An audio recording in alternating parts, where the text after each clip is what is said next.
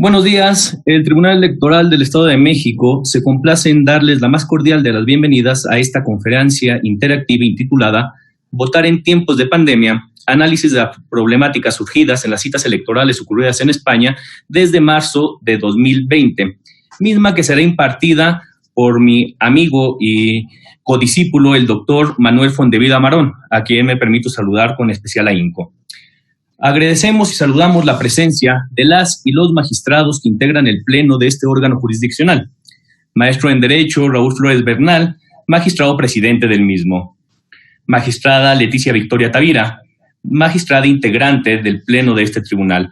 Igualmente a la magistrada Marta Patricia Tobar Pescador, que en forma similar es integrante del pleno, junto con el magistrado Jorge Muciño Escalona y el magistrado Víctor Oscar Pasquel Fuentes. Reciban una muy cordial bienvenida a esta capacitación. Igualmente nos permitimos saludar afectuosamente la presencia del secretario general de Acuerdos, el maestro en Derecho, José Antonio Valadez Martín, así como a la encargada del despacho de la Contraloría de este tribunal, la maestra Patricia Ceballos. A las y los titulares de las diversas áreas administrativas de este órgano jurisdiccional, así como a las coordinadoras y coordinadores operativos del mismo, y en general, sin hacer óbice, a todas las personas servidoras públicas que conformamos el Tribunal Electoral del Estado de México, ofertando claramente una disculpa por si es que he omitido el nombre de alguno de ellos.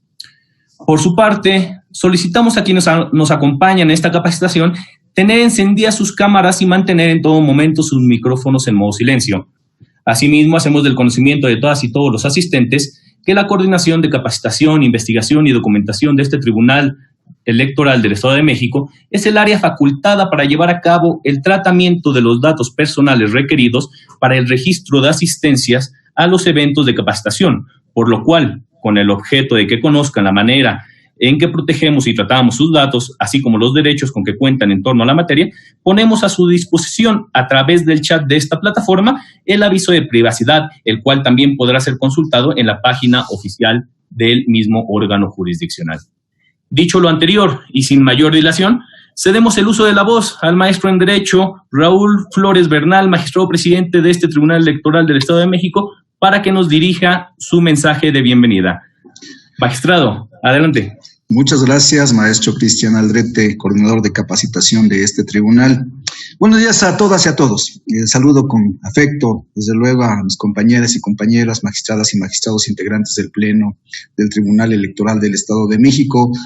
De igual forma, a todas y a todos quienes laboran en nuestra institución y, desde luego, a todas las personas que nos siguen a través de las redes sociales. Me es muy grato dar la bienvenida al doctor Manuel Fondevila Marón, distinguido catedrático de la Universidad de Lleida, España, y destacado constitucionalista, quien tiene goza de una amplia trayectoria académica. Nos congratulamos con su presencia virtual en este día, en que con sumo interés le escucharemos abordar una temática de actualidad, ya que a nivel mundial la situación social que se vive derivada de la contingencia sanitaria ha modificado la perspectiva hacia los procesos electorales en todo el mundo.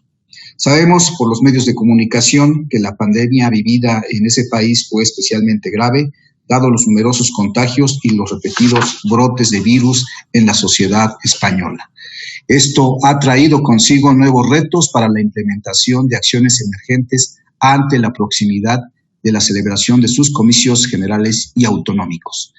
Los vínculos que nuestro país ha tenido con esa nación a través de los intercambios académicos con diversas universidades españolas siempre han traído beneficios para los estudiosos del derecho. De ahí nuestro interés porque un excelente académico con más de 50 publicaciones científicas comparta con nosotros sus extensos conocimientos jurídicos, principalmente en torno a las problemáticas surgidas por el confinamiento y la limitada movilización de los ciudadanos para acudir a ejercer su derecho al voto. Nuestra entidad, el Estado de México, vive ya el proceso electoral 2021, en el que se renovarán la totalidad de la legislatura local, 45 diputados por mayoría y 30 por representación proporcional, y los integrantes, los miembros de 125 ayuntamientos, justo en un momento de emergencia sanitaria, como lo vivió España. Cabe aclarar que son casi 13 millones de electores los que contempla el padrón electoral mexiquense. De ahí la importancia de conocer de viva voz las reflexiones que hará el doctor Fondevila Marón y de las cuales todas y todos los integrantes de este órgano jurisdiccional y el público que nos acompaña podrán conocer para incrementar sus conocimientos jurídicos en relación a estas nuevas modalidades de participación ciudadana. Finalmente, deseo expresar mi agradecimiento al doctor Manuel Fondevila por su buena disposición para aceptar la invitación y participar con su importante disertación engalanando las actividades de capacitación en el marco del 25 aniversario del Tribunal Electoral del Estado de México. Enhorabuena y bienvenido de nueva cuenta. Muchas gracias, magistrado presidente, por el discurso que nos acaba de dar, este mensaje de bienvenida que tan merecidamente se hace a la referencia de la capacitación que a continuación hemos de presentar. Pues bien, sin mayor dilación, con el ánimo de no entorpecer la exposición de nuestro estimado doctor Manuel Fondevila Marón, me permitiré realizar una muy breve síntesis curricular de su experiencia tanto académica como laboral y obviamente respecto a su producción académica. Bien, el doctor Manuel Fondevila es profesor lector Serra Hunter de Derecho Constitucional en la Universidad de Lleida, profesor tutor en el Centro Asociado de la UNED, Universidad Nacional de Estudios a Distancia, en Cervera, y profesor colaborador de la Universitat Oberta de Cataluña. Anteriormente, fue profesor de la Universidad Federal de Maranhão, en Brasil, y de la Universidad Internacional de La Rioja. Es licenciado en Derecho y en Ciencias Políticas, igualmente doctor en las mismas, con mención europea y premio extraordinario de doctorado en la Unión Europea por la Universidad Nacional de Educación a Distancia, la referida UNED. Es doctor con mención internacional y premio extraordinario en Derecho por la Universidad de A Coruña, ello en España. Ha realizado estancias de investigación tanto en la Universidad Anáhuac de Jalapa, en la Universidad Autónoma de México, la Universidad de Bolonia, la Universidad Nacional de Tucumán, entre otras. En la Universidad Anáhuac de Jalapa ha sido también profesor visitante. Autor de más de 50 publicaciones científicas, incluyendo dentro de ellas 3 monografías en editoriales tanto en España como en México. Es coordinador de 2 libros colectivos en editoriales brasileñas y por lo demás es articulista y capitulista de libros tanto en editoriales españolas, brasileñas y mexicanas, traducciones y reseñas. Es para mí un honor ceder el uso de la palabra a quien ya he referido como amigo y codiscípulo de nuestro querido y apreciado maestro Javier Ruy Pérez Alamillo. Sin más, mi estimado Manuel, adelante, te cedo el uso de la voz para que nos puedas deleitar con tu exposición. Muchísimas gracias. Yo, en primer lugar, quiero, por supuesto, agradecer la invitación al Tribunal Electoral del Estado de México. Quiero saludar y agradecer esta invitación, por supuesto, a su magistrado presidente, el maestro Raúl Flores, a todos los demás magistrados y magistradas integrantes del Pleno, y en general saludar no solo a todos los servidores de este tribunal, sino a todos los asistentes. En cuanto a quien me ha precedido en el uso de la palabra, el maestro Cristian Jair Aldrete, efectivamente la condición de amigo y de condiscípulo ha hecho que exagerase sobremanera, además, mis méritos curriculares, y además me ha hecho un flaco favor. Porque, por 2 motivos. El primero, y más obvio, es porque probablemente ha generado unas altas expectativas que no sé si voy a ser capaz de cumplir. Y en segundo lugar, porque cuando se presenta a alguien con tal exageración de sus méritos, como dice un refrán español, dime de qué presumes y te diré de qué careces. Más bien se demuestra las lagunas o fallas o insuficiencias del ponente. Estoy seguro que si el maestro Cristian hubiera presentado aquí al mismísimo Hans Kelsen o no sé, algún gran jurista mexicano como a quien yo conocí en persona, el profesor Jorge Carpizo, o al maestro Fixamudio, hubiera dicho simplemente, con todos ustedes, Hans Kelsen, Jorge Carpizo o Fixamudio, que no necesitarían presentación. Si ha tenido que extenderse tanto en mis méritos es porque yo, al fin y al cabo, sí que efectivamente no tengo más mérito que ser discípulo del profesor Ruy Pérez, quien es también maestro de Cristian. Me complace mucho estar aquí compartiendo con ustedes pues mis humildes reflexiones sobre los distintos procesos electorales que han tenido lugar en España. Voy a compartir la pantalla para poder mostrar un PowerPoint que pueda seguir de guión para seguir esta presentación. Tengo que comenzar reconociendo que en modo alguno haremos, lógicamente, derecho comparado. Hacer derecho comparado hubiera significado comparar varios ordenamientos y además establecer clasificaciones, hacer primero una macrocomparación sobre los modelos constitucionales mexicano y español y, en segundo lugar, una microcomparación de los distintos instrumentos del derecho electoral. Desde la perspectiva mexicana, lo que voy a hacer es simplemente exponer el derecho extranjero, lo que ha ocurrido en España y cómo se han resuelto algunas de las problemáticas en los procesos electorales en España, que quizás pueda servir pues a los juristas mexicanos como referente, como referencia, al fin y al cabo, de derecho extranjero, teniendo en cuenta, además, efectivamente, que, como dijo el magistrado presidente, en breve, en el mes de junio, creo, tendrán citas electorales. Es un placer compartir estas reflexiones porque, efectivamente, esto es con lo que yo me hubiera quedado de toda la presentación del maestro Cristian Jair. Soy profesor visitante en la Universidad Anáhuac de Jalapa, donde me honra ir de vez en cuando a impartir clases de máster, de maestría, sobre todo porque allí, junto con la UNAM, es donde realicé mis primeras, digamos, bueno, ahora no me sale, estancia predoctoral cuando comenzaba mis estudios de doctorado. Bien, voy a hablarles de tres elecciones que tuvieron lugar desde que en España, desde que en el mes de marzo de 2020 se declaró el estado de alarma. Son las elecciones al Parlamento de Galicia y las elecciones al País Vasco, que, como veremos inmediatamente, se llevaron a cabo de manera paralela, y las elecciones al Parlamento de Cataluña, que han tenido lugar en el pasado 14 de febrero. No hablaré, y por lo tanto esta será la última mención que haré, a las recientes elecciones a la Asamblea de Madrid, que han sido convocadas el 10 de marzo para ser celebradas también en junio, concretamente el 4 de junio de este año.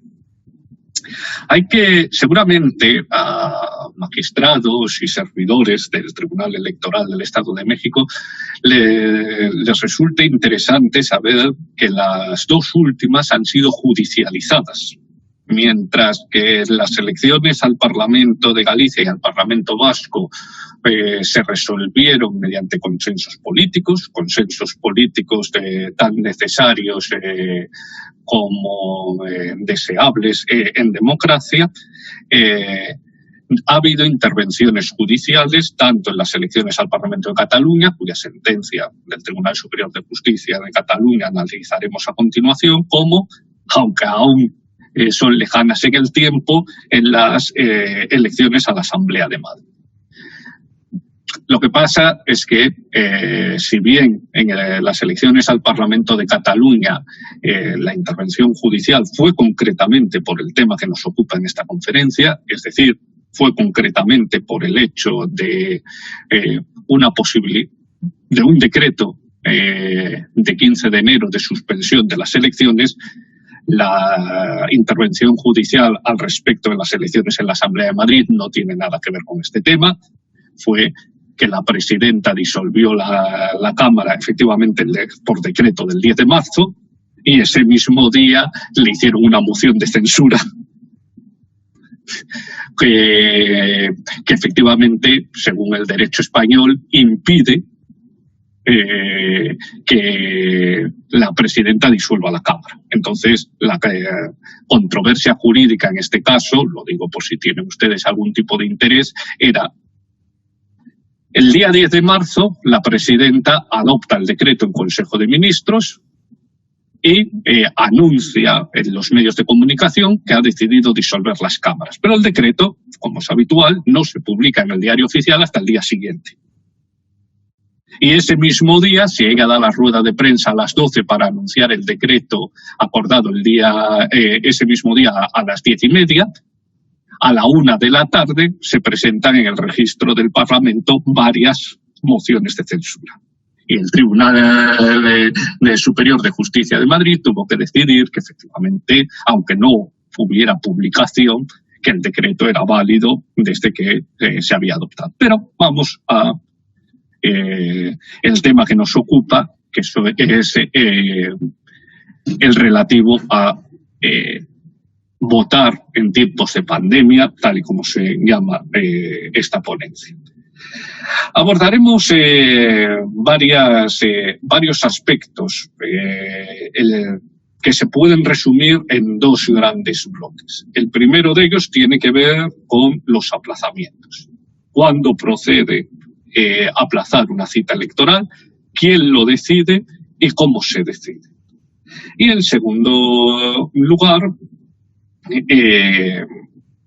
cómo asegurar las condiciones de seguridad para todos los ciudadanos en las citas electorales. Al respecto de estas cuestiones, tengo que comenzar diciendo que creo que es justo reconocer que gobernar es muy difícil. Yo creo que, sobre todo en tiempos de pandemia, es difícil hacerlo bien y es difícil no recibir críticas. Si ante una situación de incremento de casos o una situación sanitaria delicada, como indicaba el magistrado presidente en la amable presentación que hizo, alguien decidiera suspender las elecciones, siempre surgirán suspicacias, sobre todo en el ámbito político. Siempre habrá quien diga: no suspende las elecciones en base a un cálculo electoral, no suspende las elecciones en beneficio propio, esto es una vergüenza, lo que pasa es que había algunas encuestas que decían que iba a perder. Si por el contrario decides, a pesar de tener una situación sanitaria delicada, no suspender las elecciones y continuar llevándolas a cabo, es fácil no solo que critiquen si acaso pudiera incrementarse el número de casos, tener una nueva ola o colapsar las UCIs de los hospitales como consecuencia de las aglomeraciones en los colegios electorales, sino que incluso aquí en Cataluña, donde yo ejerzo, yo oí la siguiente crítica. Esta crítica estaba en la calle. Mucha gente decía, o alguna gente decía: caray, no podemos salir de nuestra comarca porque tenemos confinamiento perimetral, no podemos ver a nuestras familias, no podemos salir al pueblo de al lado a dar un paseo, pero sin embargo, caray, como si nos dejáis salir para ir a votaros. Con lo cual, parece que hagas lo que hagas, vas a recibir críticas al menos desde el ámbito político, y hagas lo que hagas, vas a dejar a alguien descontento. Así que lo mejor es analizar la cuestión, creo yo, desde el punto de vista estrictamente jurídico. Para analizar la cuestión desde el punto de vista estrictamente jurídico, hay que comenzar siempre por el derecho aplicable.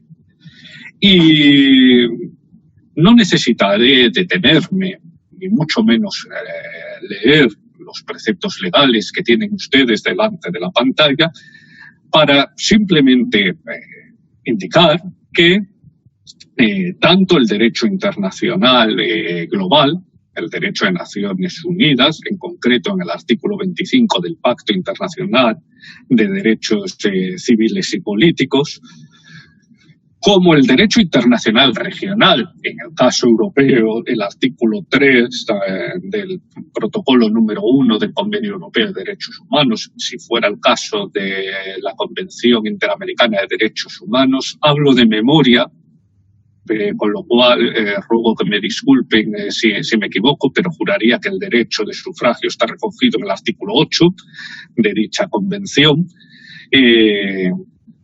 Y si no es el artículo 8, está recogido en unos términos similares al del Convenio Europeo de Derechos Humanos, así como en la Constitución española y al igual que lo está en la Constitución mexicana. Ahora bien, en concreto sobre el derecho de sufragio y sobre todo en tiempos de pandemia, hay una especificidad de la legislación constitucional española. El artículo 116 de la Constitución española, que regula los estados de alarma, excepción y sitio como distintas modalidades de estados de emergencia, que con mayor y con menor intensidad, según los casos, dan lugar a una mayor o menor afectación de derechos fundamentales, establece, y en todo caso, y para los tres tipos de supuestos, es decir, tanto para el estado de alarma como para el estado de excepción como para el estado de sitio, que no podrá procederse a la disolución del Congreso mientras estén declarados algunos de los estados comprendidos en el presente artículo, quedando automáticamente convocadas las cámaras si no estuvieran en periodos de sesiones. Esto, que la verdad, reconozco mi ignorancia, desconozco si es igual en México, al menos, y desde el punto de vista jurídico español, tiene una plena coherencia interna. Y es tanto el estado de alarma, que lo decreta el gobierno, pero tiene que someterse a un control periódico por parte de las Cortes Generales, como el estado de excepción, que lo decreta el gobierno con autorización de las cámaras, como el estado de sitio en los casos de guerra, que directamente lo declara el Congreso a propuesta del gobierno, tienen, lógicamente no es el tema de la conferencia, la regulación de los estados excepcionales en España, pero en lo que ahora a nosotros nos interesa, tienen una faceta muy importante de control político. Es decir, las cámaras tienen una fundamental función de control a la autoridad gubernativa que toma esos poderes excepcionales como consecuencia de la declaración de alguno de los estados de emergencia o estados de excepción. Bien, la ley que en España regula la celebración de elecciones es la Ley Orgánica del Régimen Electoral General.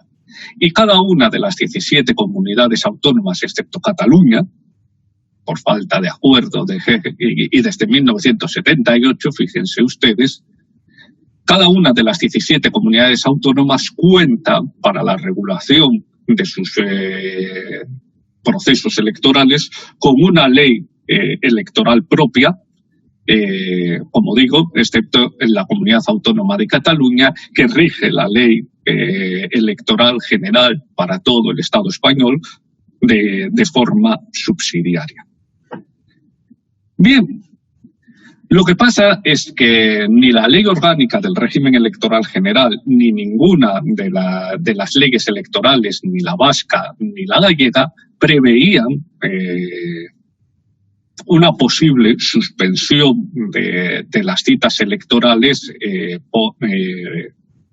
como causa de una declaración del estado de alarma, de excepción o de sitio. Incluso existía la duda jurídica de no tanto si se podían suspender las elecciones, que esa era una de las dudas jurídicas, por supuesto, pero incluso existían dudas de si se podían celebrar las elecciones. Bien, con la declaración del estado de alarma que tuvo lugar en España el 14 de marzo del 2020, la verdad es que había una laguna jurídica. Una laguna jurídica que se vino a completar cuando, mediante la modificación del original decreto de declaración del estado de alarma, se incorporó una cláusula precisamente para permitir las elecciones en el ámbito autonómico, en el ámbito local, dirían ustedes, pensando en las elecciones que, como ahora veremos, de Galicia y del País Vasco, que estaban suspendidas, y cuando se tuvo que volver a declarar el estado de alarma, en España, mediante el decreto 956 del 2020, después del verano, ya se recogía primero una disposición adicional única que pasó a ser con una subsecuente modificación, disposición adicional primera, la posibilidad de celebrar elecciones. Bien. ¿Qué es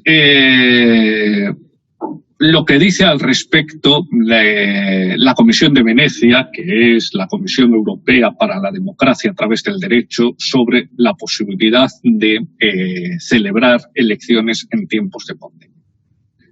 Lo primero que dice, me estoy basando en la opinión de número 995-2020, de 8 de octubre, que toda restricción que se acuerde en materia de elecciones debe respetar los principios de legalidad e interés público, así como ser proporcional al objetivo. De tal manera que siempre es necesario realizar una ponderación entre la realización de elecciones aún a costa de el peligro que pueda entrañar para la salud pública y viceversa.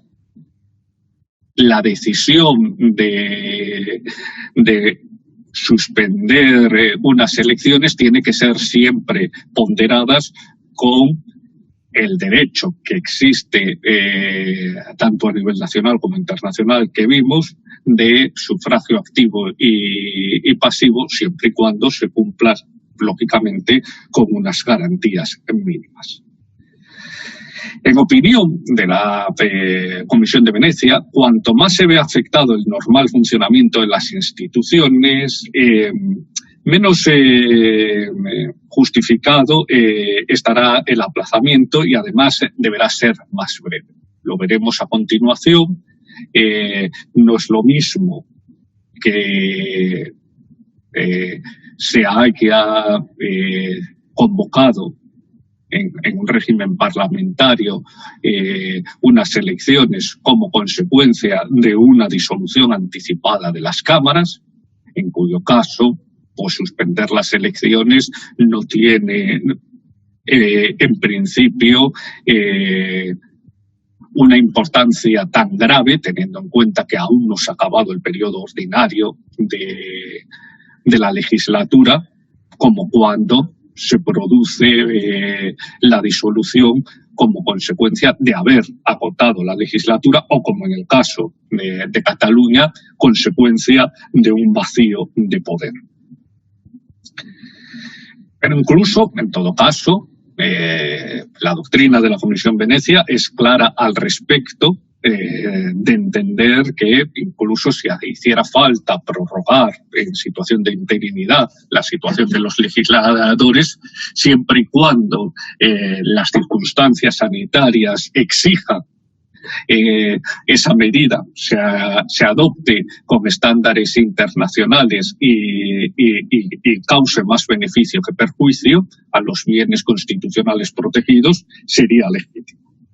Lo que sí critica o lo que sí opina la Comisión de Venecia es que en todo caso los referéndums deben aplazarse, y sobre todo cuando son convocados por las autoridades, que menos en Suiza, que hay un caso de referéndum constitucional de reforma, que además cuya iniciativa corresponde al pueblo, pues es lo general en la mayoría de los casos. Pero, como les decía, la Comisión de Venecia entiende perfectamente que, aunque el principio de estabilidad del derecho electoral es una garantía básica, un cambio en la legislación electoral que pudiera no estar justificado quizás en una situación ordinaria, en una situación de emergencia como causa de una pandemia, está perfectamente justificado. Y está perfectamente justificado y además es conveniente porque, según esta Comisión de Venecia, las normas específicas sobre el aplazamiento no deben ser adoptadas por una mayoría del Poder Ejecutivo ni por una mayoría simple del Parlamento, sino que, al menos en condiciones ideales, deberían establecerse en la Constitución o en una ley orgánica. ¿Y por qué? Porque siempre es mucho mejor contar con el marco jurídico, al menos de una ley orgánica, para suspender las elecciones en tiempos de pandemia, que no, como veremos que ocurrió sobre todo en Galicia y en el País Vasco, tener que improvisar. En todo caso, la decisión de conveniencia política o de momento político adecuado para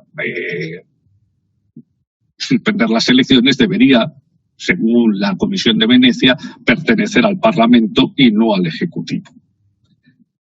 Asimismo, está claro, y así lo señala la Comisión de Venecia, que en tiempos de pandemia es imprescindible la información al elector y tomar medidas que incluyan provisiones para limitar al máximo el tiempo del elector en el espacio electoral. Bien, ¿qué ocurrió en las elecciones gallegas y vascas? Fueron convocadas, consecuencia de un adelanto electoral,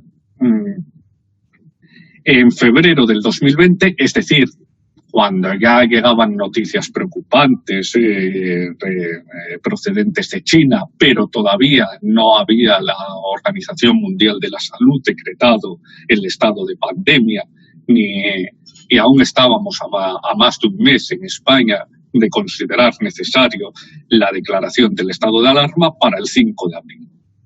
Pero claro, en España, precisamente por esa situación tan grave, llegamos a tener cerca de 900 muertos al día en la primera ola del coronavirus. Cuando se declara el estado de alarma, el 14 de marzo, se impuso un confinamiento estricto de la población. Es decir, ninguno de nosotros podía salir de sus casas, excepto para ir a trabajar si tenías un trabajo esencial. Toda la actividad económica no esencial se detuvo. Ir al supermercado o a algún centro farmacéutico o médico. Bien, así que en marzo nos encontrábamos con que la gente no podía salir de casa, excepto para las actividades esenciales que les acabo de referir, que la ley orgánica del régimen electoral general no prevé suspender las elecciones, que la ley gallega y la ley vasca electoral no prevé suspender las elecciones, ni quién debe hacerlo, ni cómo debe hacerlo, y aquel artículo 116.5 de la Constitución española que se refería a la imposibilidad de disolver las Cortes, generales durante la declaración, durante la vigencia de uno de los estados excepcionales, tampoco es fácilmente trasladable al ámbito autonómico, sobre todo porque además no se trata de disolver la Cámara gallega, porque la Cámara gallega y la Cámara vasca ya estaban disueltas con anterioridad a la declaración del estado de alarma, así que ni siquiera por analogía o de manera subsidiaria se podría aplicar directamente la Constitución y la legislación de los estados de emergencia. Así que por un consenso político de todas las fuerzas políticas gallegas y vascas, incluso entre ellas entre sí, porque sí que había coincidido, porque en un régimen parlamentario siempre es potestad del presidente decidir cuándo se disuelven las cámaras y se convoca elecciones, y ya habían decidido que la cita electoral coincidiese, se pusieron de acuerdo en suspender las elecciones. Así lo decretaron los días 18 y 17 de marzo respectivamente, y ambas fueron reprogramadas para el 12 de julio, recibiendo en mayo, como hemos visto en la diapositiva anterior, pues la habilitación legal vía modificación que hizo el gobierno central del decreto del estado de alarma. Ahora bien, se tomó una decisión bien polémica y a mi juicio inconstitucional, que no se ha repetido ni en las elecciones catalanas y que no se va a repetir en las elecciones de Madrid. En aquel momento se decidió que las personas que pudieran estar contagiadas y por lo tanto guardando cuarentena en casa o guardando esta cuarentena por haber sido contactos estrechos, si cumplían los plazos, los requisitos del voto por correo, podrían ejercer su derecho a sufragio, pero que no podrían acudir a las urnas en ningún caso para no poner en riesgo a la población. Yo comparto la opinión de una comisión jurídica asesora de la Generalitat de Cataluña, que emitió un dictamen 2014/2020, bastante desafortunado, por lo que diré después, que entendía que limitar de esta manera el derecho de sufragio de determinadas personas era inconstitucional. Que una cosa es decir, por estos motivos voy a suspender las elecciones para todo el mundo, y otra cosa es una suspensión individual a determinados sujetos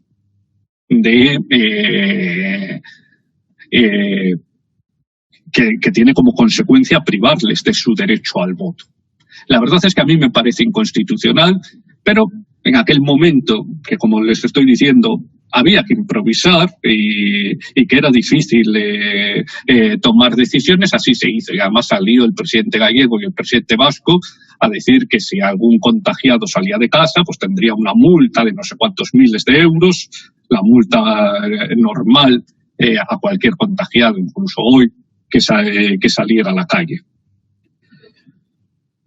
Así que, pero no obstante, el voto por correo se flexibilizó, se ampliaron los plazos y se adoptaron ya unas medidas de voto por correo muy peculiar. Seguro que a ustedes les llama la atención.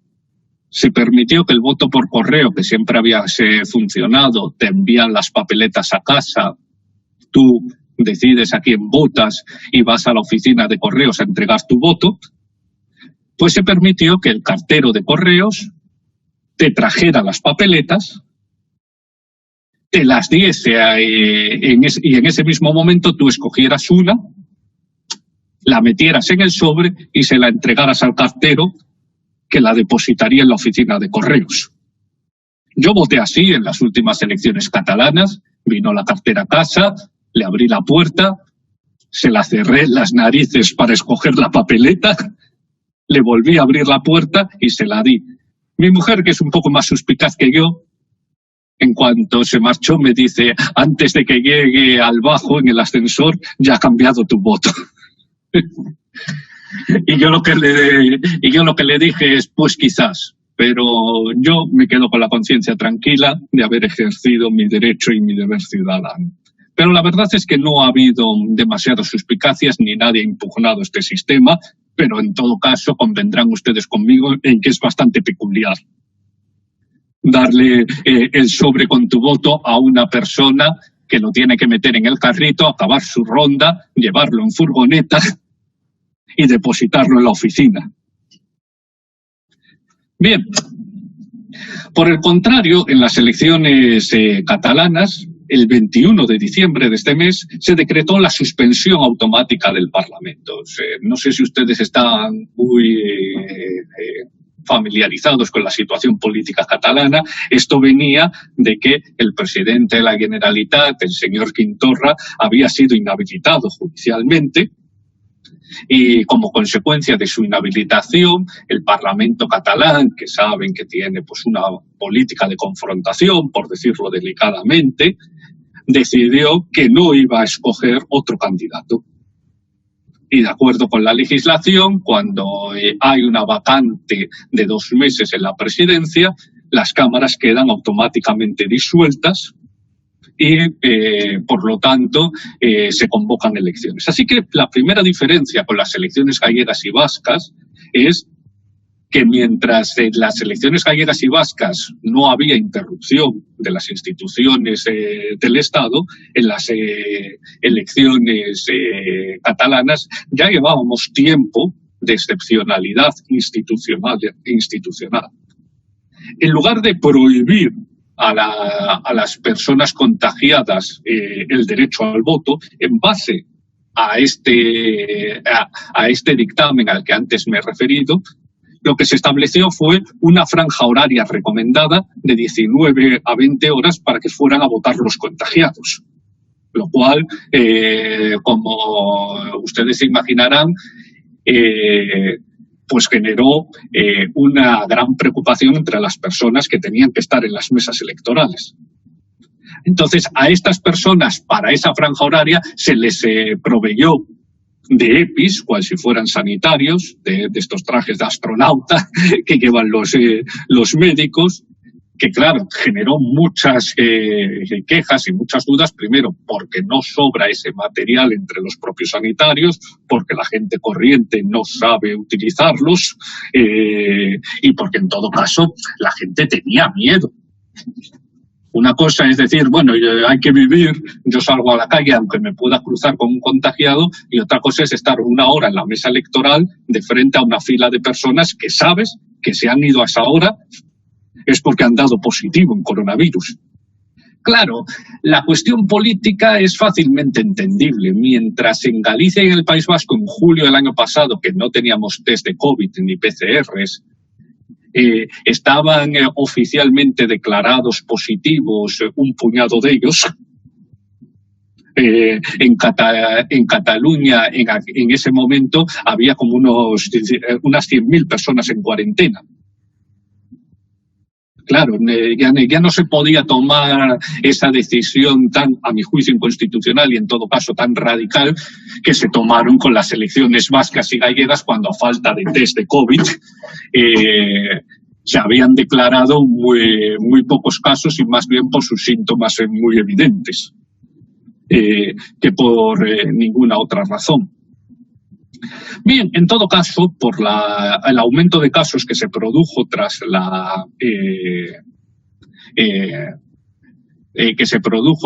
las Navidades, el 15 de enero se estableció la suspensión de las elecciones y se estableció como fecha provisional el 30 de mayo. Como ustedes se pueden imaginar, si están familiarizados con la situación política catalana, no hubo consenso en las fechas, sino más bien guerra de fechas.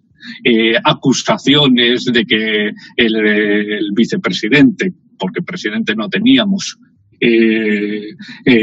decretaba la suspensión por interés electoral y además guerra política que se convirtió en guerra judicial, porque un ciudadano anónimo presentó un juicio de protección de derechos fundamentales, lo que ustedes llamarían un amparo, ante el Tribunal Superior de Justicia de Cataluña, diciendo que el decreto de suspensión de elecciones estaba cercenando su derecho de sufragio, reconocido, como hemos visto en diapositivas anteriores, en el artículo 23 de la Constitución. ¿Y qué entendió el Tribunal Superior de Justicia de Cataluña? Efectivamente, a petición de un único ciudadano individual, decidió dejar sin efecto el decreto de suspensión de las elecciones, con 10 fundamentos jurídicos que están resumidos aquí. Entiende que se ha vulnerado el derecho fundamental de sufragio. Además, tras analizar la normativa del estado de alarma, el tribunal determina que, a diferencia de los casos gallegos y vascos, no se daba una situación imprevisible, porque de hecho las elecciones se convocan automáticamente, pero se convocan ya en estado de alarma y ya tras mucha experiencia de convivencia con el coronavirus. Se valora, aunque no lo cita claramente, yo creo que influenciado por la opinión de la Comisión de Venecia, que, a diferencia también de las elecciones gallegas y vascas, ha habido un largo periodo de provisionalidad de las instituciones. Y además, teniendo en cuenta que el preámbulo de dicho decreto del 15 de enero decía que se atrasaban hasta el 30 de mayo, salvo que se volviera a considerar que no era el día adecuado, critica la incerteza sobre la propia fecha. Además, entiende que no se da una fuerza mayor que justifique la suspensión,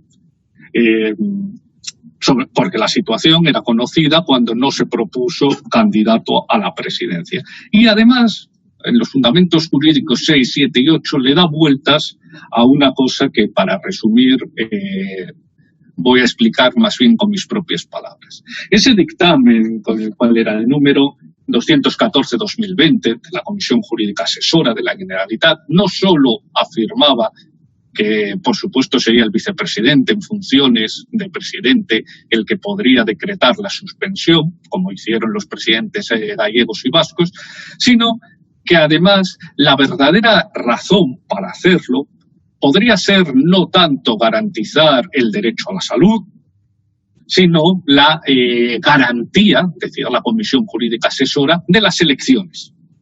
Y efectivamente el preámbulo de este decreto de suspensión dice, más que una situación sanitaria gravísima, lo que se da es una imposibilidad de garantizar la correcta información, la participación de los ciudadanos en el proceso electoral. Y entonces aquí es donde el Tribunal Superior de Justicia de Cataluña claramente les dice que ni hablar. Es decir, que si acaso hubiera que suspender unas elecciones, se debe siempre suspender como consecuencia de una ponderación entre el derecho de sufragio activo y el derecho a la salud. Que no se puede suspender unas elecciones porque la autoridad gubernativa crea que va a haber una baja participación, porque la autoridad gubernativa crea que no se garantizan las condiciones para una óptima información de los electores, etcétera, etcétera. Bien, y además, teniendo en cuenta que este decreto no apelaba a ningún índice claro, pues bueno, se criticaba el tribunal que no había habido una variación sustancial de la situación epidemiológica y que las medidas de flexibilización del voto, como este voto por correo tan peculiar del que antes les he hablado, debería ser suficiente, en todo caso, y siguiendo el razonamiento que ya había impugnado el tribunal, para celebrar las elecciones con las suficientes garantías. Bien, parece que la sentencia es muy razonable. Serían los tribunales de justicia, en el caso de ustedes, el tribunal electoral, el que determine si el proceso se hizo con garantías o no. No puede ser el presidente en funciones de la comunidad el que diga, uy, me parece que aquí no va a haber suficientes garantías, que va a haber una baja participación, que esto no va a ser representativo, nada, suspendemos. Al final, en una democracia representativa son tan válidas unas elecciones con el 50% de participación como con el 80%. Bien, iba a decir para las conclusiones qué es lo que hemos aprendido los españoles de las elecciones. No, yo creo que es lo que deberíamos haber aprendido. Porque lo que resulta lamentable, y seguro que les ha llamado la atención con la introducción que hice al principio, es que hayamos tenido 4 citas electorales en plena pandemia de coronavirus. Que de esas citas electorales 2 sean por adelanto electoral, es decir, porque el presidente en un régimen parlamentario decide a los 3 en lugar de a los 4 años adelantar las elecciones. Una, porque llevábamos 2 meses sin presidente de la comunidad autónoma, y otra, porque la presidenta de la Comunidad de Madrid convoca elecciones antes de que le presenten una moción de censura. Concretamente 2 horas antes de que le presenten una moción de censura. Seguro que un observador internacional como son ustedes se están planteando a qué narices jugamos cuando deberíamos estar remando todos en la misma situación. Si además les digo, por si acaso no lo saben, que se han producido 2 mociones de censura, una en Murcia y otra en Castilla-León, que no han salido adelante, pero que se han estado debatiendo estos días, pues seguro que muestran ustedes todavía más perplejidad. Pero en todo caso, las conclusiones o las enseñanzas que deberíamos haber sacado de todo este proceso es que efectivamente en una democracia no pasa nada por suspender elecciones. Como dice mi maestro, el profesor Ruy Pérez, maestro también de Cristian Yair, en una dictadura, cuando muere el dictador, se producirá un vacío de poder. Pero en una democracia, precisamente porque todo está regulado por la Constitución, no se debe producir un vacío de poder. Así que si las circunstancias aconsejan una suspensión de las elecciones, esto debería ser algo que con cierta pedagogía se pudiera explicar.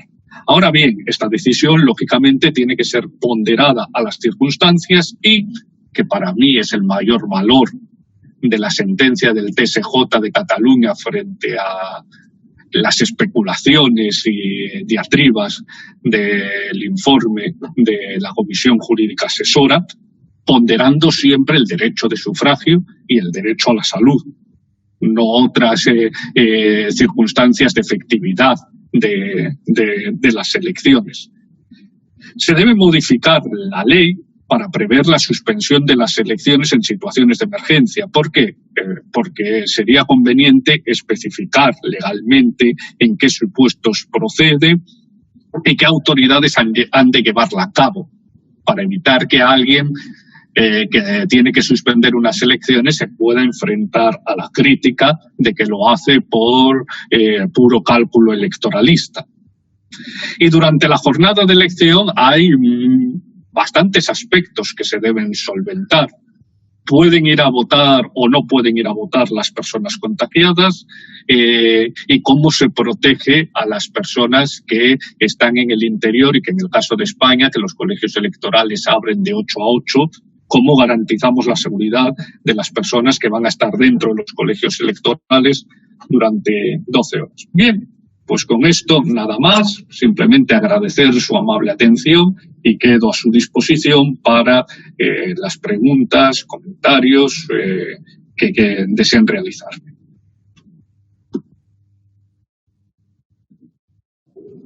Bien, muchas gracias, estimado amigo Manuel Fondevila.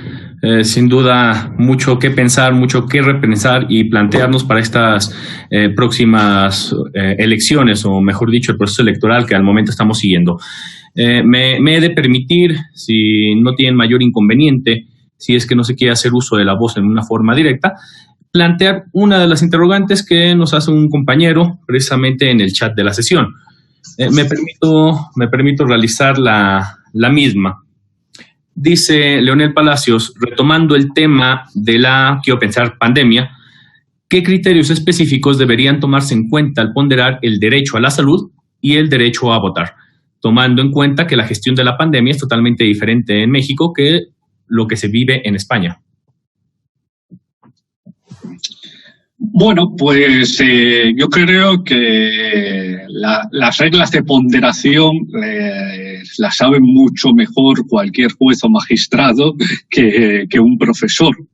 Pero son siempre reglas de ponderación como existen con cualquier otro conflicto de derechos o bienes constitucionales. Seguro que por su propio oficio cualquier juez o magistrado sabe que ante un conflicto de derechos hay que aplicar un triple test que consiste en si la medida es idónea, si es proporcional y si es necesaria en una sociedad democrática. Aplicando dicho triple test, que es el que utiliza el Tribunal Europeo de Derechos Humanos cuando se encuentra incluso libertad de expresión versus el derecho al honor. Y dice, toda medida tiene que ser idónea para el fin que se persigue, proporcional, es decir, que no cause un mayor perjuicio que en el bien limitado que beneficio en el bien que se pondera, y que sea necesaria en una sociedad democrática. Pues yo no les deseo a ninguno de los magistrados del Pleno aquí presentes que tengan que decidir si se mantiene una cita electoral o no, porque cada vez que la justicia se mete en temas políticos, pues nadie sale ganando. Pero si tuvieran que hacerlo, van a saber hacerlo ponderando, con reglas de ponderación que seguro que utilizan en cualquier conflicto de derechos y bienes y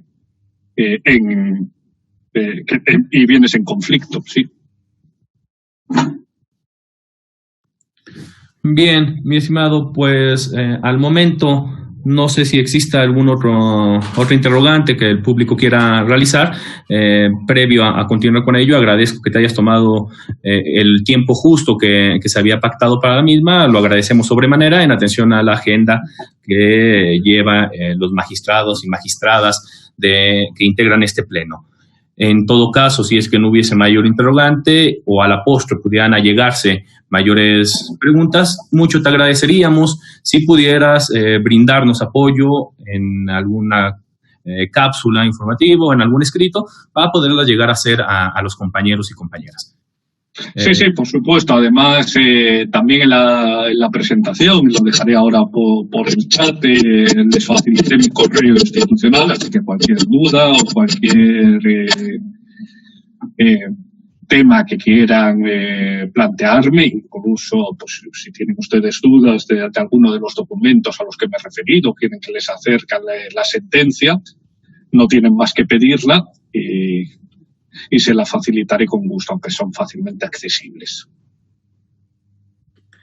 Pues bien, estimado doctor Fondevila, a nombre del Tribunal Electoral del Estado de México, de las y los magistrados y en general de todas las personas servidoras públicas de este órgano jurisdiccional, te agradecemos fielmente el tiempo que te has dedicado a esta charla sobre la temática de las citas electorales ocurridas en España durante el año pasado.